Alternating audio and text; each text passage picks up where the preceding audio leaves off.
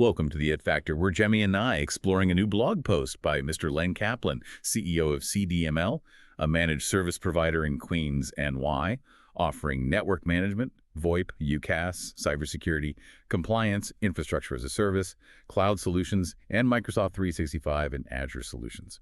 If you're a small business owner or manage IT for a growing organization, this episode is for you.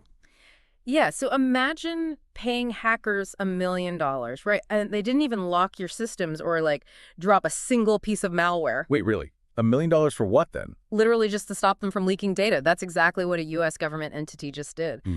They paid off the Kairos ransomware group after a breach in a Department of Homeland Security coordination platform. Wow, that is terrifying. Yeah, and this piece by Len Kaplan, it's titled When Governments Get Hacked, and it highlights this massive shift in how cyber attacks actually play out today. So, there was no lock screen demanding Bitcoin, no corrupted hard drives. Exactly. No, none of that. Just pure data theft used as leverage. It's like a burglar who breaks into your house, but instead of smashing a window and stealing the TV, they just quietly copy your house keys. Right, and they take photographs of your diary while they're at it. Right, which is so much creepier, honestly. Yes.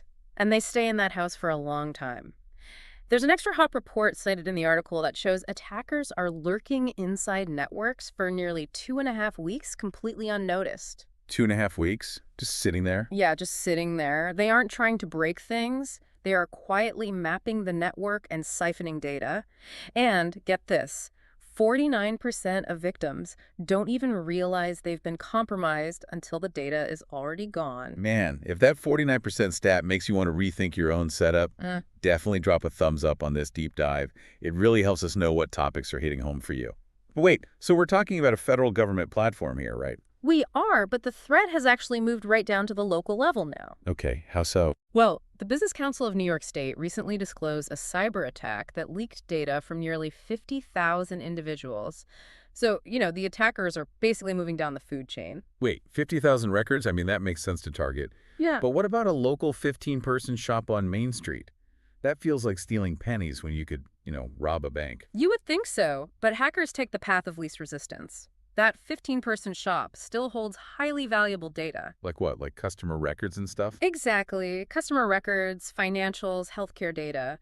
But they usually lack the layered defenses of a bank. Plus, they aren't even brute forcing their way in anymore. What do you mean they aren't brute forcing? Well, 34% of breaches involve attackers simply using valid high-privilege employee credentials. Oh, wow. So they just log in as the CEO or the office manager? They do. Because attackers are using AI to generate these flawless, highly targeted phishing emails that just trick employees into handing over their passwords. So no bad grammar or obvious red flags anymore? Nope. The AI mimics a vendor or a boss perfectly. It basically just gives the hacker the keys to the front door. Jeez. If hackers are just logging in with stolen credentials, then traditional firewalls and antivirus software seem, totally useless. Pretty much, yeah. How do we even spot a valid user doing malicious things?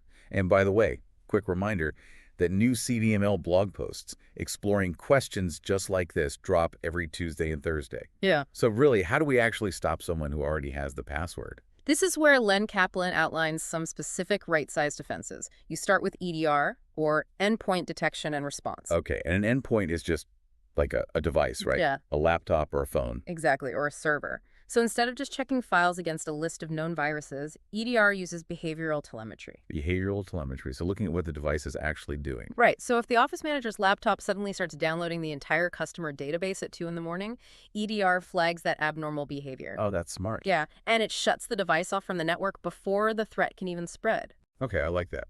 What else? Then you add ITDR, which is Identity Threat Detection and Response. This looks specifically at how people are logging in. Okay, give me an example. So if that same office manager logs in from New York and then suddenly logs in from Eastern Europe 10 minutes later, ITDR catches that impossible travel and just blocks the access. Wow, okay.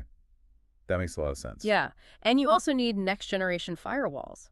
Wait, how are those different from normal firewalls? Well, older firewalls just blocked known bad IP addresses. It's kind of like a bouncer checking an ID at the door. Right. If you're on the list, you get in. Exactly. But next-gen firewalls actually open and inspect the traffic. It's more like searching a backpack at the door to see if malicious commands are hidden inside, normal-looking web traffic. Ah, got it. And because AI is making phishing so sophisticated, I'm guessing security awareness training is basically mandatory now. Oh, absolutely. You have to teach your employees how to spot these hyper-realistic fakes, especially if you're holding private data because you have legal compliance risks hanging over your head. Right, like the NY Shield Act and things like that. Exactly. But the good news is you don't need an enterprise-level budget to put these pieces in place. Really? Because it sounds expensive. It doesn't have to be. You just need the right partner, like CDML, to build these specific layers of defense so one compromised password doesn't, destroy the business. Yeah, that is huge for peace of mind. You can actually visit CDML.com to subscribe to their blog and discuss a tailored cybersecurity plan for your own business. Yeah, for sure.